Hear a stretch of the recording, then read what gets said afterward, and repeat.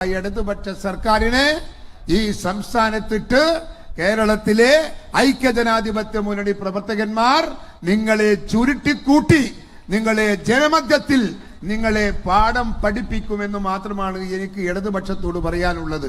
നിങ്ങൾ എന്ത് ചെയ്യുന്നു ഇവിടെ?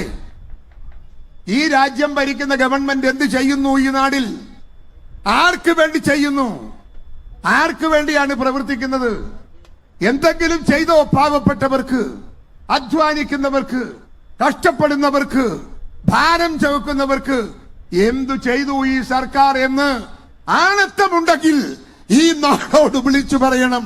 ഞങ്ങൾ ഇന്നതൊക്കെ ചെയ്തു എന്ന് പറയാൻ നട്ടെല്ല് കാണിക്കുന്ന ഒരു സർക്കാരായി ഇടതുപക്ഷ സർക്കാരിന് മാറാൻ സാധിക്കുമോ? ഇല്ല. നിങ്ങളെ പിടിച്ച് വിളിച്ച് പിറകോട്ട് കൊണ്ടുപോയി ജനമധ്യത്തിലിട്ട് നിങ്ങളെ ഞങ്ങൾ അപമാനിക്കും. കേരളത്തിലെ സർക്കാരിന്റെ മുമ്പിൽ അടിമകളെ പോലെ നിൽക്കേണ്ടി വന്നാൽ ആ അടിമകൾ ഒരു ദിവസം പൊട്ടിത്തെറിക്കും.